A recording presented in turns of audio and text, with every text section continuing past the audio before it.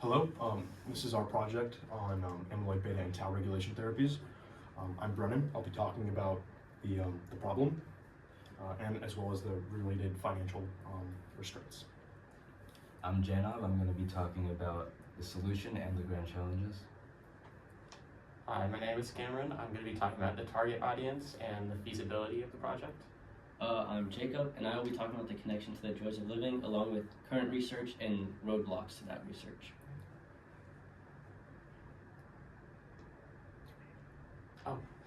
Our target audience is elderly people, 65 or older, who live in financially stable countries, who have access to health care that could prevent their neurodegenerative or Alzheimer's disease.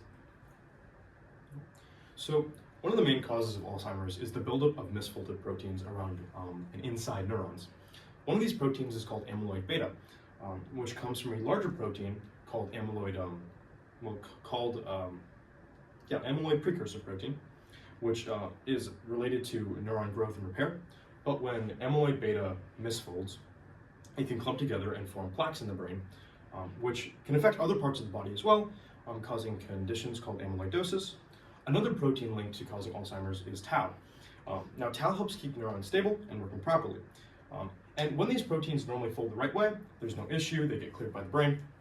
But when they don't, you start getting issues. And as we age, these processes to clear out these proteins and to make sure they're folding correctly decrease in efficiency and start to develop problems. That means that when these proteins build up in the brain over time, they form these plaques, and these plaques cause the symptoms of Alzheimer's. Our solution is to use gene therapy to target the genes that produce amyloid and tau proteins. This treatment would be given to people at high risk for Alzheimer's or those who are already showing early signs of the disease. Our goal isn't to completely shut off these proteins because they're still important for the brain to function normally, but instead we would just reduce their production just enough to prevent harmful buildup. This project aligns with Engineer Better Medicines because we're developing a targeted gene therapy to reduce the production of certain proteins, and this could be applied to many other health-related problems. Our solution is also connected to the joys of living because it is meant to prevent Alzheimer's early and provide treatment to lax the current conditions. Our target audience, like we said, are elderly people 65 or above who are most affected by this disease. And so by relieving their conditions, we would help them to regain that joy of living.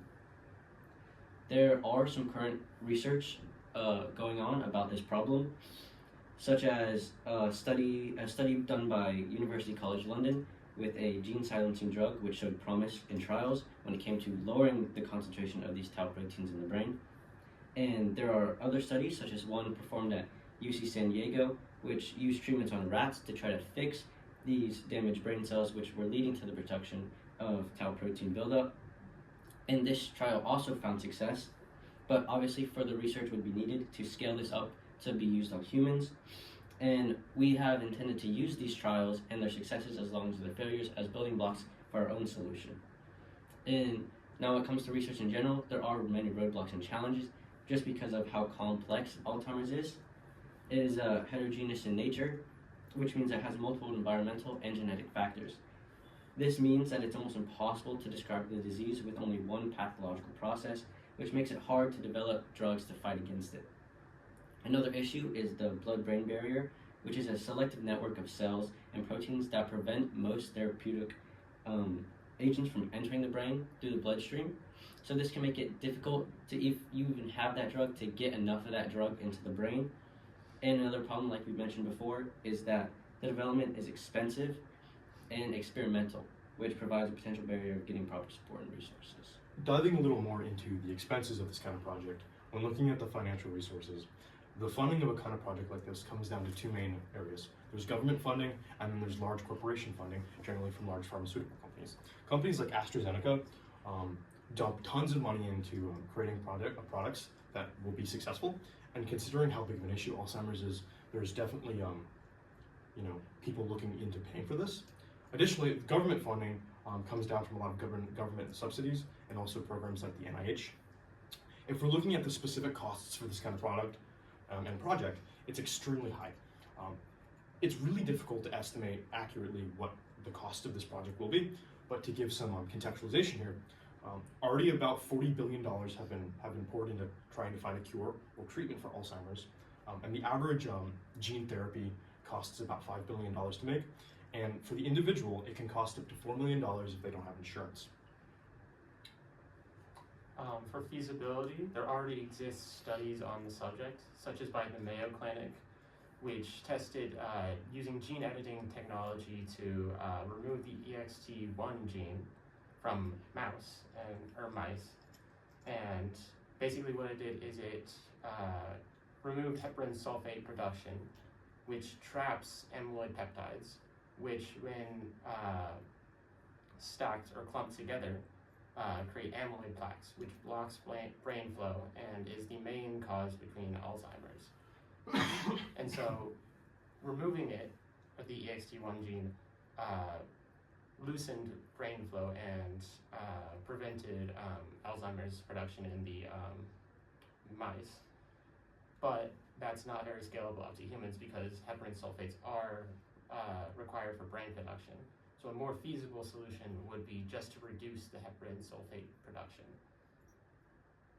Yeah, and additionally, as I forgot to mention, the feasibility of this is directly linked to the cost, which the estimated cost would be anywhere from $10 billion to $100 billion as a very, very rough estimate. And for next steps, mainly we would just try to, if we had more time and money, we would try to scale up these projects and tests to humans, because while testing on mice and showing that this has promise, scaling up to humans is really the goal we're striving for. And just to contextualize this project a little bit more, since we're talking about microscopic elements here, the picture in the very bottom with the green protein structure, that is a photo of amyloid precursor protein, and directly to the right of that is a photo of these kind of plaques actually under a microscope. So, anyways, thank you for watching.